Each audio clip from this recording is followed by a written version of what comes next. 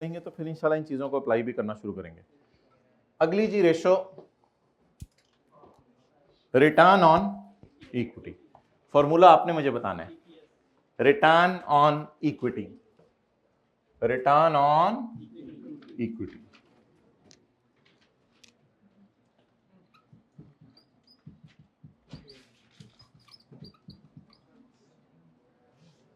असल में ना ये रिटर्न ऑन ऑर्डिनरी इक्विटी होना चाहिए वैसे लफ्ज, ऑर्डिनरी इक्विटी, ये आई के रिटर्न ऑन ऑर्डिनरी इक्विटी, क्योंकि प्रेफरेंस वाले भी होते हैं ना रिटर्न, हाँ रिटर्न ऑन ऑर्डिनरी इक्विटी लफ्ज होना चाहिए। ओके मोहतरम, तरम तरम तरम, मुझे बताएं what is the return available for ordinary shareholders? No. Is it available? This return is available for ordinary shareholders? No. We have to pay interest, and even this is not available for ordinary shareholders. Earning attributable to ordinary shareholders, it is not available. इस मैं ordinary वाला return मांग रहा हूं आपसे, return on, ये जो लफ्ज आई के आपने लिखा हुआ है that is really confusing.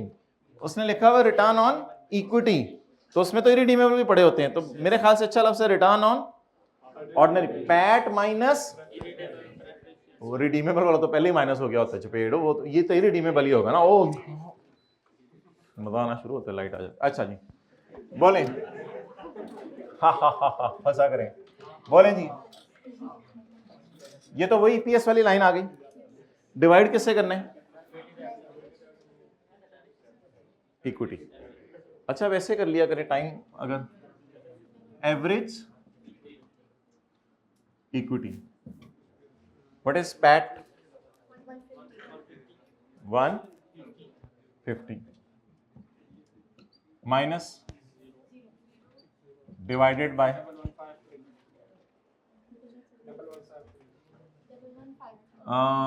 इस तरह कर लेना, थोड़ा सा इसको इधर रख के ना, 11 इसको ऐसे बैठ डिवाइडेड बाय, और इसको 1153 इक्वल टू 13%। नहीं फिर वो नहीं आएंगे ना, फिर एवरेज, फिर एवरेज इक्विटी में रिडीमेबल नहीं आएंगे।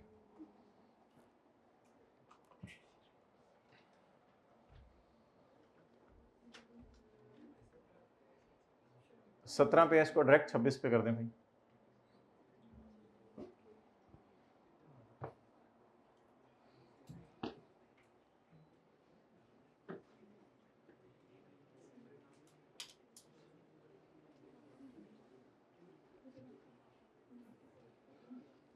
For every 100 invested, we are earning 13 for ordinary shareholders.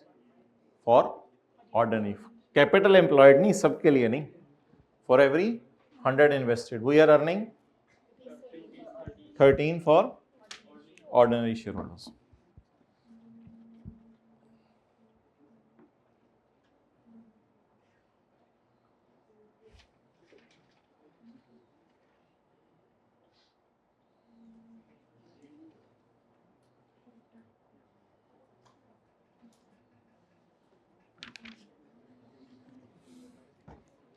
चलें आगे, बड़ा ही आसान सा है ये topic, return on assets, return on, ये वो पता नहीं जबरदस्ती डाली हुई है, रिटर्न ऑन एसेट्स।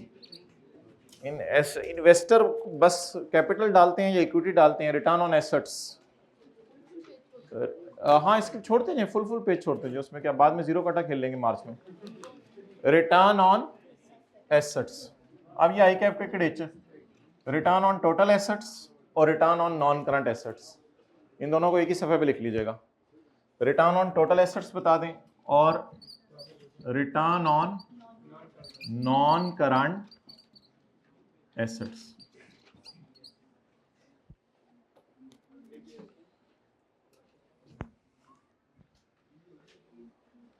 असल में एसेट्स सब नहीं प्रोवाइड किए होते हैं, इसलिए यहाँ पीबीआईटी लेते हैं। एसेट्स सब नहीं प्रोवाइड किए होते हैं, इसलिए यहाँ पीबीआईटी लेते हैं। तो ताकि याद भी रहे ना जी। चले भाई, PBIT इसमें नहीं एवरेज लेनी, PBIT divided by total assets, PBIT divided by total assets जी। PBIT पकड़े 200 डिवाइडेड बाय, एवरेज नहीं लेनी, 144, 200 divided by 1445,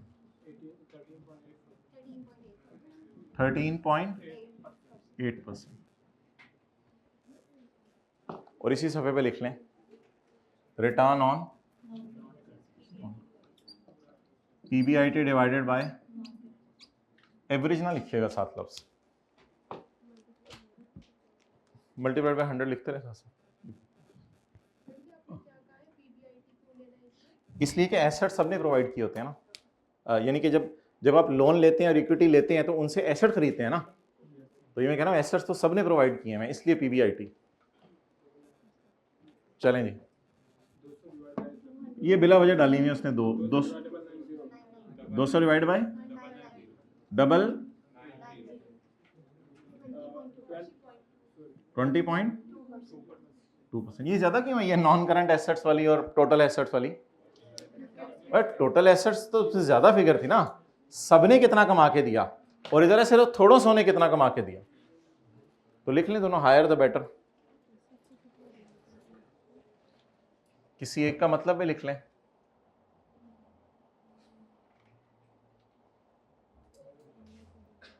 for every 100 of total assets we are earning rupees 13.8. For every 100 of total assets we are earning rupees 13.8. जी बोले, हाँ जी, number 8 भी higher the better. ये जो जितनी भी इन्वेस्टर प्रॉफिटेबिलिटी रेशियोज है ना, इन सब के साथ यही रूल है, हायर द बेटर। अच्छा, इसमें इन्वेस्टर प्रॉफिटेबिलिटी में कोई मिस तो नहीं हुई हमारी? सारी आ गई है ना। इन्वेस्टर प्रॉफिटेबिलिटी में सिर्फ 4 रेशियोज हैं, ये सारी अल्लाह का शुक्र है एक ही सफ़े पे आ गई हैं। इन्वेस्टर प्रॉफिट मेरे एक ही सफ़े पे आ गई हैं।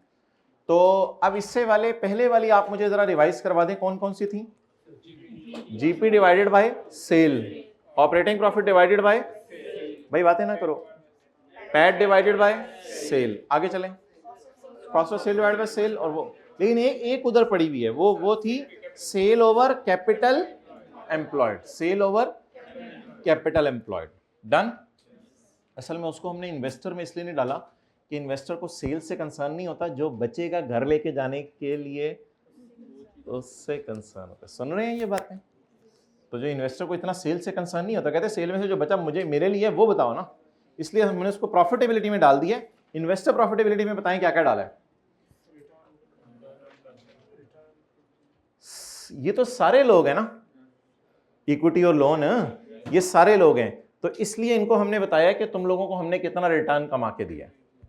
ये इसका नाम पड़ गया रिटर्न ऑन, इसका रिटर्न ऑन ऑर्डिनरी इक्विटी। इनको पैट में से रिडीमेबल माइनस करें EPS वाला, और इनको फिर इनकी इक्विटी पे यानी शेयर कैपिटल, रिटेन्ड अर्निंग वगैरह उस पे बता दें जी। रिटर्न ऑन वो कुछ भी नहीं है, PBIT divided by total assets और PBIT divided bye, okay next.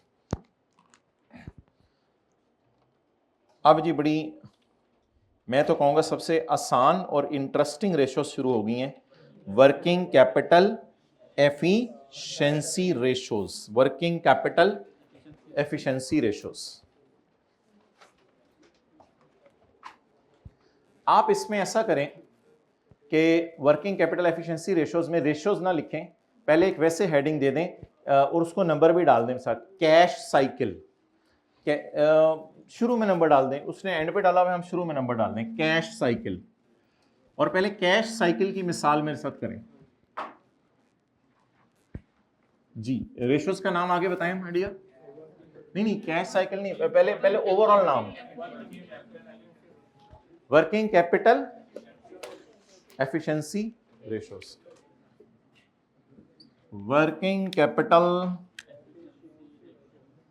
Efficiency ratio. अच्छा जी, नंबर बताएं। नंबर 11। Cash cycle. मैं आपको डेटा देने लगा हूं, आपने मुझे कैश साइकिल बताना है बेटा। ओ कैश साइकिल दो तरीके से आप बताएंगे cash cycle. I purchased biscuit, I purchase biscuit on 3 जनवरी। मैंने बिस्किट खरीदा 3 जनवरी को।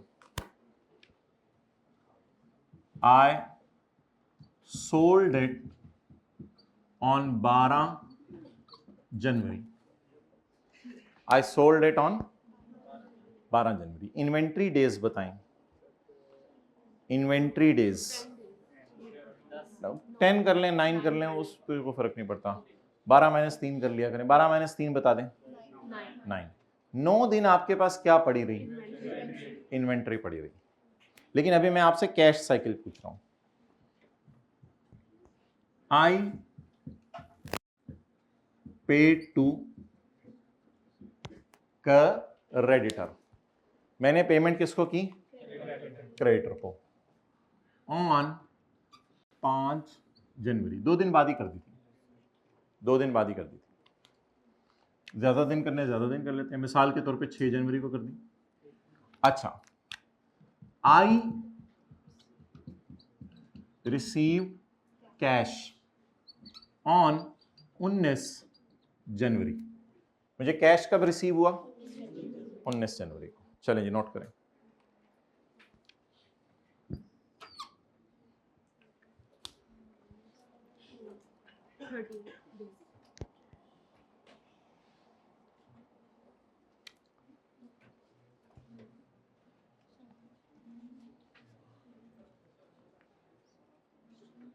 ओके, पेपर में क्या किया करने है वो अलग डिस्कशन है। लॉजिक फिर मैं नीचे बताऊंगा, वो अलग डिस्कशन है। पेपर में क्या किया करने है वो सुनने। इन्वेंट्री डेज बताएं। इन्वेंट्री कितना अरसा हमारे पास पड़ी रही? वैसे ही 3 को खरीदी थी, 12 को बेची। 12 - 3 9। Inventory days 9।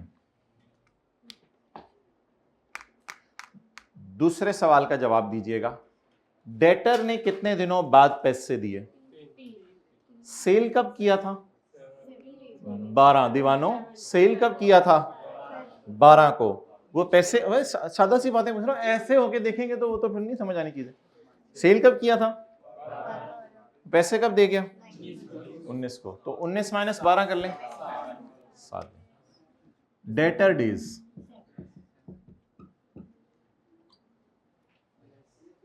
7।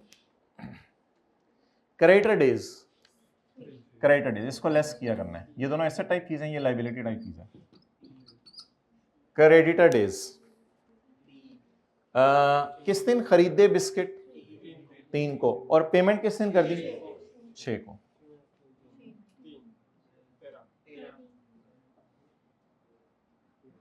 It is my cash cycle. It is my cash cycle.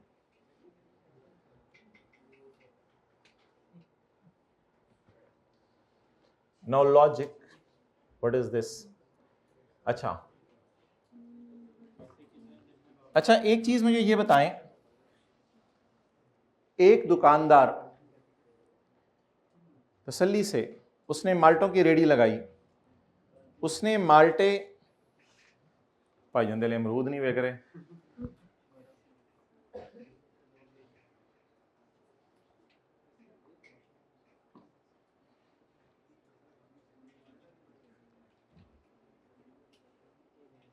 अच्छा, अब मुझे बताएं, एक बंदे ने माल्टों की रेडी लगाई 9 बजे, और 9 बजे जाके उसने मंडी से जाके माल्टे खरीदे और उसी वक्त 1-2 मिनट बाद पेमेंट कर दी। क्रेडिटर डेज भले ना बोले जल्दी। क्रेडिटर डेज 0, उधार पे चीज ली नहीं। अच्छा, आप एक घंटे बाद आप वहां से गुजरे थे, आपने कहा मुझे माल्टे बेच दें। Inventory holding days, inventory holding days 0, inventory holding days hold एक दिन की उसने इन्वेंट्री। तो इस तरह की चीज है, वो जल्दी बेचने की कोशिश करेगा। और अगली चीज, पैसे आपने कितने दिनों बाद आके दिए? उसी टाइम दे दिए। अच्छा, पैसे आपने उसी दिन दिए तो डेज 0। तो इसका कैश साइकिल क्या बना? 0 डेज बना। आपको कैश साइकिल कौन सा अच्छा लगा है, ज्यादा वाला या कम वाला? तो बड़ा कमाल कैश साइकिल है उसका कि उसको कैश की बस जरूरत ही नहीं कहीं से, बस खरीदता बेचता सेम डे करता रहता है, उसको कोई टेंशन ही नहीं, उसका साथ साथ कैश आता जाता रहता है। ये तो जब बीच में क्रेडिट आता है इन्वॉल्व या इन्वेंट्री पड़ी रहती है स्टॉक में, तो फिर मसले मसाइल आना शुरू होते हैं। अच्छा, अब एक मैं फिक्रा बोलने लगा हूं, वो फिक्रा जरा आप हजरात में कोशिश करता हूं आईके वाली अंग्रेजी में लिखवाऊं। On average, I need working capital for 13 days. लिखें on average, एवरेज सी निकली है ना एक, बस ये लिख लें I need working capital for 13 days. मुझे वर्किंग कैपिटल चाहिए 13 डेज के लिए। ये फिक्रा आप लोगों ने लिख के आया करना है, ये इसके आगे लिखें, याद भी करना है, तकरीबन सारी चीजें याद करनी है जो आज लिखवाई हैं जी। कितने दिन है भाई? 13 डेज के लिए मुझे क्या चाहिए? वर्किंग कैपिटल, कुछ चाहिए। अब इसकी लॉजिक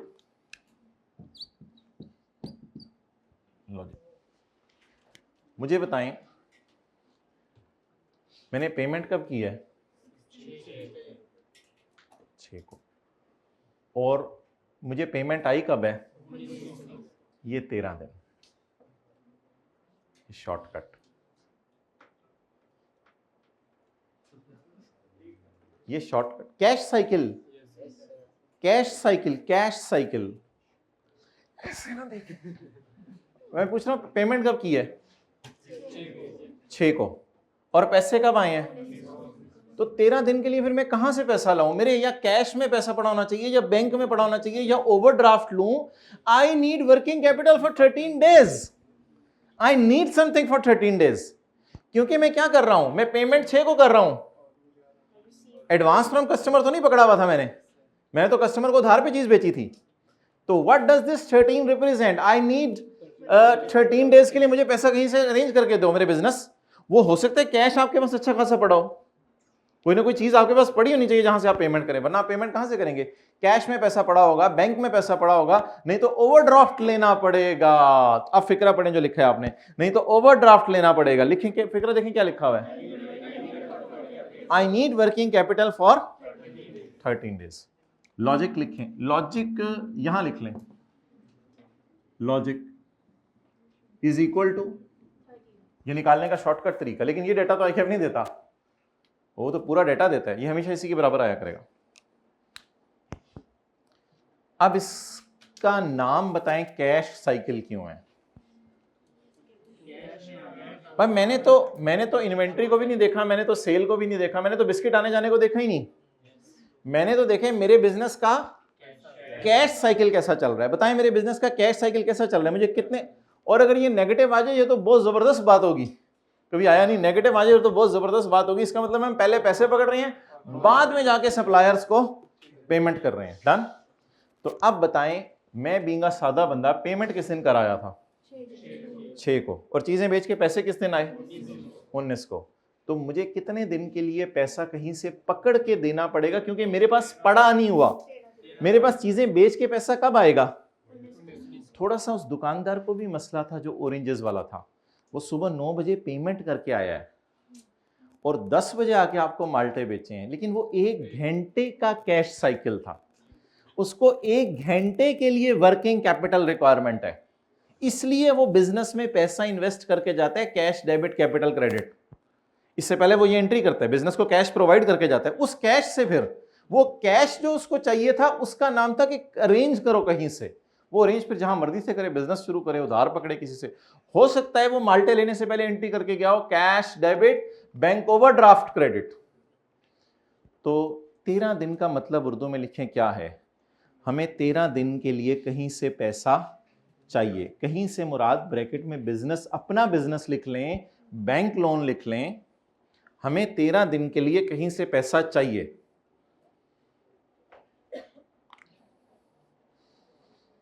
हमें 13 दिन के लिए कहीं से पैसा चाहिए।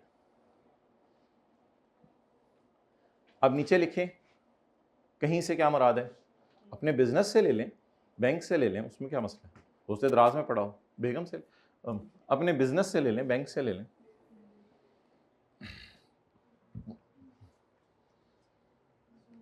ओके,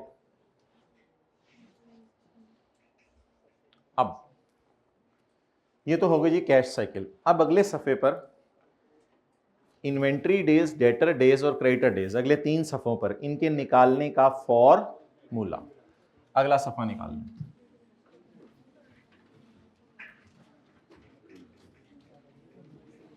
मजा आ रहा है? बहुत मजे का टॉपिक, मजा नहीं आना। ओके, आप बोलें जी। कैश साइकिल के बाद अगली चीज, कैश साइकिल के बाद पहली चीज inventory holding days. Number 12 inventory holding days. अच्छा, पहले मैं आपको ये नहीं लिख पा रहा, अगले सफ़े पे लिखें हेडिंग। बोलें बोलें बोलें, जल्दी बोलें। Debtor days, average days to collect. अगला सफ़ा निकाल के लिख लिया आप लोगों ने? कैश साइकिल अलग सफ़े पे आएगा, इन्वेंट्री होल्डिंग डेज अलग, average debtor days to collect लगेगा। इसमें आप 2-3 लाइनें छोड़ दें। कैश साइकिल पहला सफ़ा, अगला सफ़ा इन्वेंट्री होल्डिंग डेज, उससे अगला सफ़ा एवरेज डेज टू कलेक्ट। ये बड़ी हमारी क्रिटिकल रेशोज हैं क्योंकि इन पर लंबी डिस्कशन हुआ करेगी। अब माय डियर, डेटर डेज समझाना असल में सबसे ज़्यादा आसान है। उसका फॉर्मूला क्या है वो आप लिख लें बेशक कभी। Debtor divide average debtor, average debtor divided by sale into 365।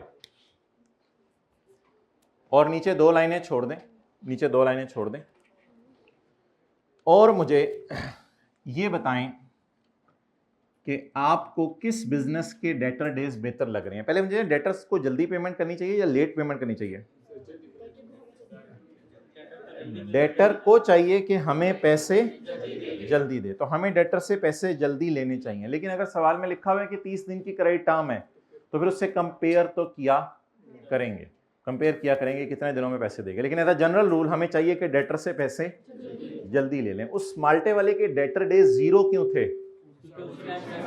हाँ, डेटर डेज 0 क्यों थे? क्योंकि उसका डेटर फौरन ही पैसे, डेटर बना ही नहीं था बल्कि वो फौरन पैसे देके चला गया था। अच्छा, इसके नीचे 2 लाइनें छोड़ दी, इस सवाल का डाटा देख लेंगे। इस सवाल का डाटा मेरे लिए इतना रेलेवेंट नहीं है। मुझे आप इसकी लॉजिक बताएं कि एक है बिजनेस ए और एक है बिजनेस बी। इसने सेल की है 360 रुपए की और इसमें से अभी लोगों ने 30 रुपए देने हैं और इसने भी सेल की है 360 रुपए की और लोगों ने 90 रुपए देने हैं। आप बता दें किसके डेटर जल्दी पैसा देके जा रहे हैं? ए के। क्यों? वो 360 की सेल करके, कैलकुलेटर पकड़े, वैसे निकालने नहीं है, कैलकुलेटर पकड़े, एवरेज ना लीजिएगा, ये बिजनेस ए और बिजनेस बी है, वो आगे लिए वो एवरेज ले नहीं सकता, डेटा नहीं है। डेटर लिखे ऊपर 30 divided by 360 into 365, 30 days. 30 days में लोग पैसा देके जा रहे हैं, 30 डेज में लोग पैसा देके जा रहे हैं। 90 डिवाइडेड बाय 360 इंटू 365, 90। अच्छा, माल्टे वाला अब बनाते हैं। माल्टे वाला, उसने 360 के माल्टे बेचे साल में और उसके डेटर बिल्कुल 0 हैं। अब बताएं इसके डेटर डेज कितने हैं? बिल्कुल ही इसके डेटर नहीं है। तो मेरे ख्याल से जिस बिजनेस की सेल बराबर होगी और डेटर ज्यादा होंगे, उस बिजनेसमैन को परेशान होना चाहिए। अगर सेम सेक्टर है आपका, अगर सेक्टर आपका शिपिंग है और डेटर ही 3-3 साल बाद पैसे देते हैं, वो तो फिर मैं कुछ नहीं कहता। अगर आपका सेम बिजनेस है, तो अगर आपका सेम बिजनेस है और आपकी सेल बराबर है और डेटर ज्यादा है, तो बताएं ये अच्छी बात है या खतरे की बात है? खतरे की बात है। लिखें लॉजिक।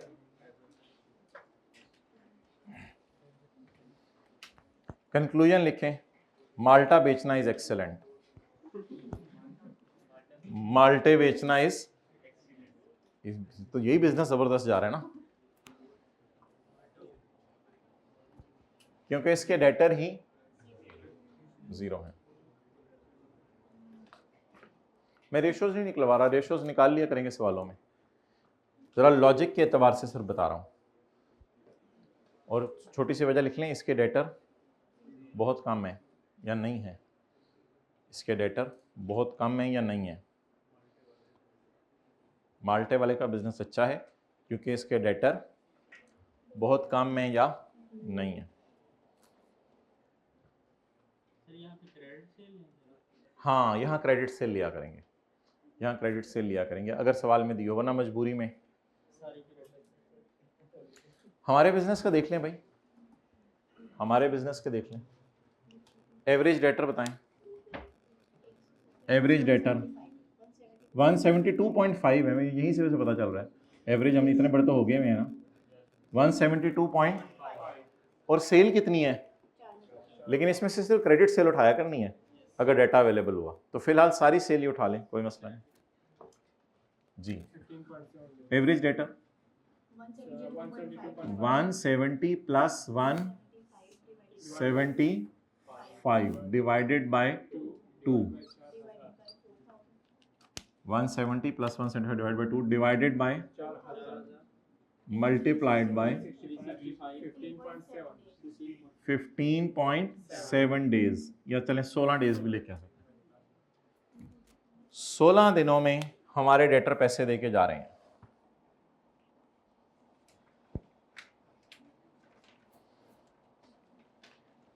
कुछ कमेंट्स लिखें। The lower the debtor days,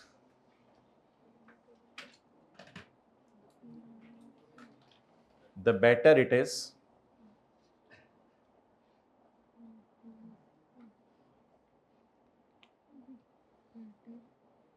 the lower the debtor days, the better it is, because this ratio shows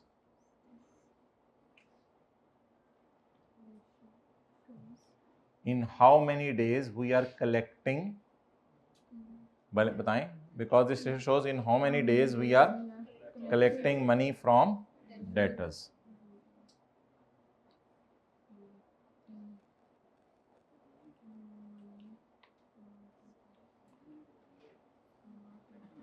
However, it should be compared with credit period allowed by us. However, it should be compared with credit period allowed by us.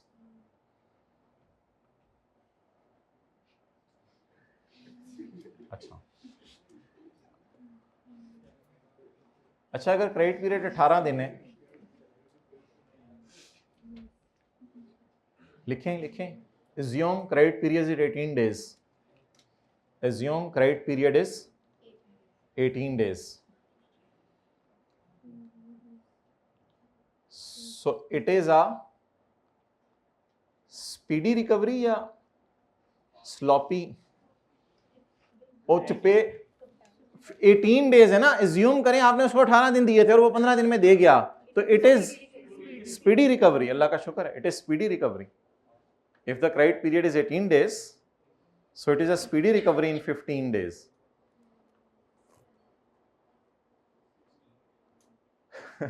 15.7. However, it is a speedy recovery. Acha, in 15. But if credit period is only 5 days,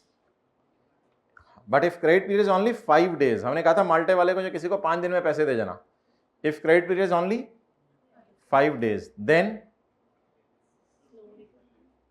it is a sloppy hell. चलो लिखो फिर. That it is a sloppy recovery. SLOPPY. So it is a sloppy recovery.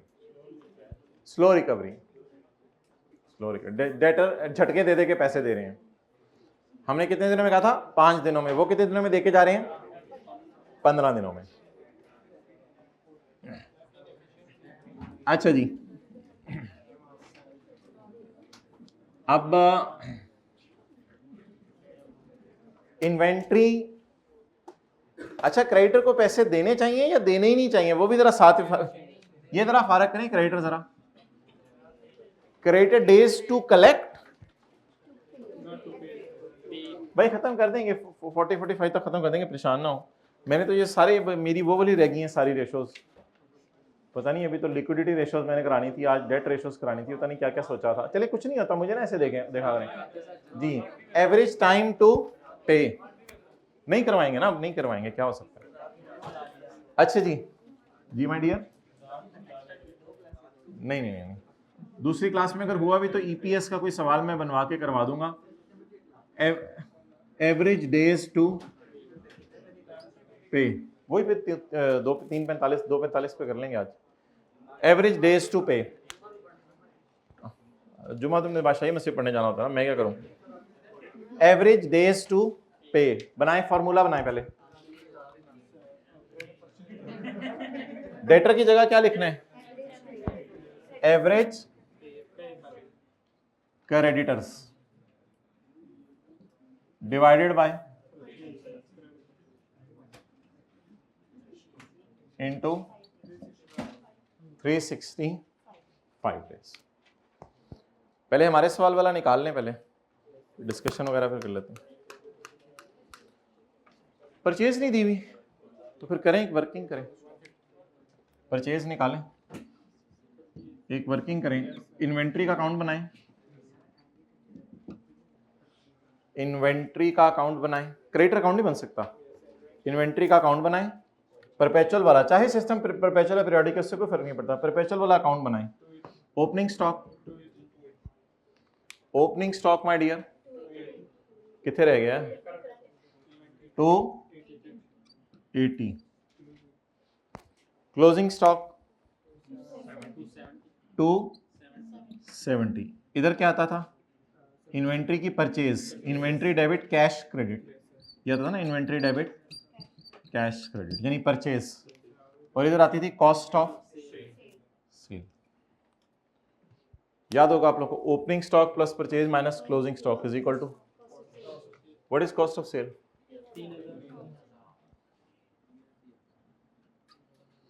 Purchase निकालें, balancing 2990. ये तो credit purchase निकली है ना. अब हम क्या करें, अब कॉस्ट ऑफ सेल में फिर हम क्या करना. सॉरी, ये टोटल परचेज निकली है, इसमें से क्रेडिट परचेज लेनी चाहिए वैसे.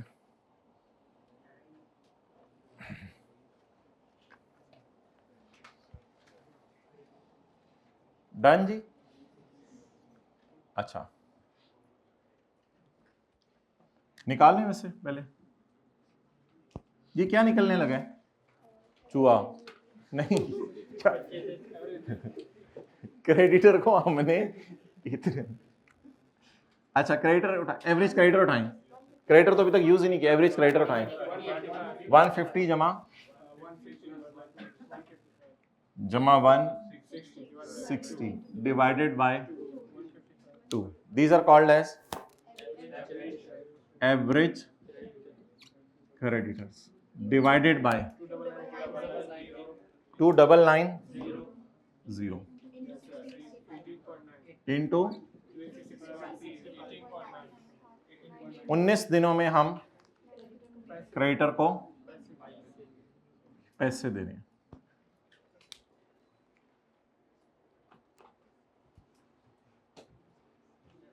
लिखें we are paying to creditors, ना please, we are paying to creditors in 19 days after purchase. We are paying to creditors in 19 days after purchase. It should be compared higher, बड़ा बुरा सा लफ्ज़ है, it should be higher। वैसे तो लोगों को क्यों तंग करते हैं आप लोग, मरना नहीं है। It should be compared with credit period allowed by him. It should be compared with credit period allowed by him या negotiated by us, जो भी फिक्रा लिख लें। It should be compared with credit period allowed by him, allowed by creditor. If he allowed a credit period of 20 days, if he allowed a credit period of 20 days and we made payment in 19 days,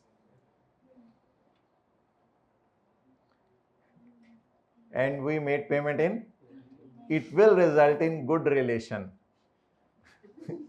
मतलब आइंदा वो एतमाद करेगा ना, ये चीजें matter करती हैं भाई। मैं अपनी तरफ से, मैं इधर इनटेंजिबल क्लास नहीं कर रहा, टेंजिबल बातें कर रहा हूं। ट्रस्ट बिजनेस रिलेशन, हाँ ये तो भूल ही गया। It will result in good business relation because he will trust us. और अगली बात फिर हमने लिखने पड़े था, credit period is only 5 days and we paid in 19 days। Then future में हम उससे फिर एक्सपेक्ट ना करें कि हम उससे उधार पे चीजें लेंगे, वो उधार नहीं, हमें चपेड़े भी मारेगा। डन? ओके। अब आप मुझे ये बताएं, इसमें कुछ ऐसा ना कहें कि वो होना चाहिए, इसमें कुछ इस तरह का फिक्रा हम डालाया करेंगे पेपर में कि अगर हमारा कैश साइकिल बहुत ज्यादा बुरा जा रहा है तो हम क्रेडिटर से रिक्वेस्ट करके थोड़ा सा क्रेडिट पीरियड्स को लेट करवा लें ताकि हमारा कैश साइकिल बेहतर हो जाए। ठीक है, तो लिखें if we need to improve our cash cycle,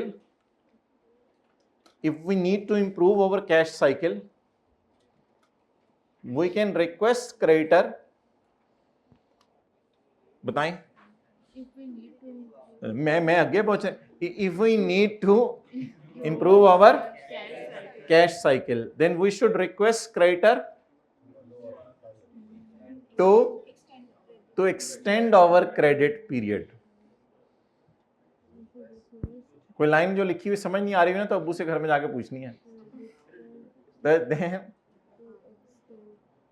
We should request the creditor to extend our credit period। देखिए थोड़ी सी कहानी लिखना बताना होता है आपको, छिकनी तो आपने पेपर में पूरा सफा लिख देंगे। आपने तो उसके घर तक चले जाना है क्रेडिटर के। चलें बस ये आखिरी पे बहस नहीं करते, इसकी रेशो निकाल दें। इन्वेंट्री होल्डिंग, इसकी रेशो, अच्छा ये ना टाइम्स में भी होती हैं, वो फिर बात करेंगे, अभी नहीं। एवरेज होल्डिंग डेज, बेटा ये वाली रेशो आपके सिलेबस में नहीं है, आपने लगा एक से पैकेज अरेंज कराया हुआ है। Average inventory divided by cost of sale, average inventory divided by cost of sale, fresh तरीके से क्लास लिया करें। Divide by cost of sale into 365, सबसे ब्यूटीफुल टॉपिक है ये पूरे सिलेबस का। अच्छा जी बोलें, मजा आ रहा नहीं आ रहा, मजे का। एवरेज इन्वेंट्री बोलें, 2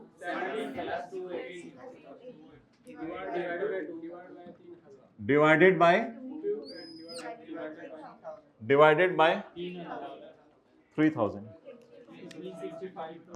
into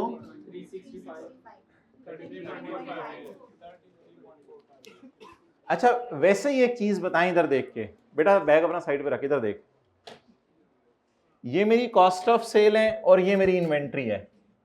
अगर ये इन्वेंट्री मेरी 0 होती तो फिर तो कमाल था, इन्वेंट्री टिकती ही नहीं मेरे पास, आती जाती आती जाती आती, शेल्फ खाली होती जाती हैं, फौरन आती हैं शेल्फ खाली हो जाती हैं। समझ आ रही बात है?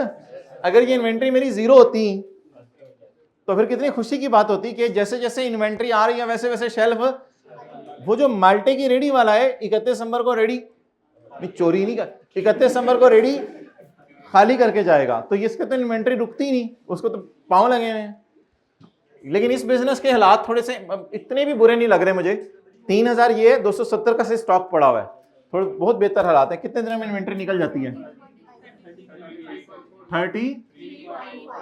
34 डेज आपको इन्वेंट्री संभाल के रखनी पड़ेगी, 33 डेज आपको इन्वेंट्री संभाल के रखनी पड़ेगी। चलें जाए, सवाल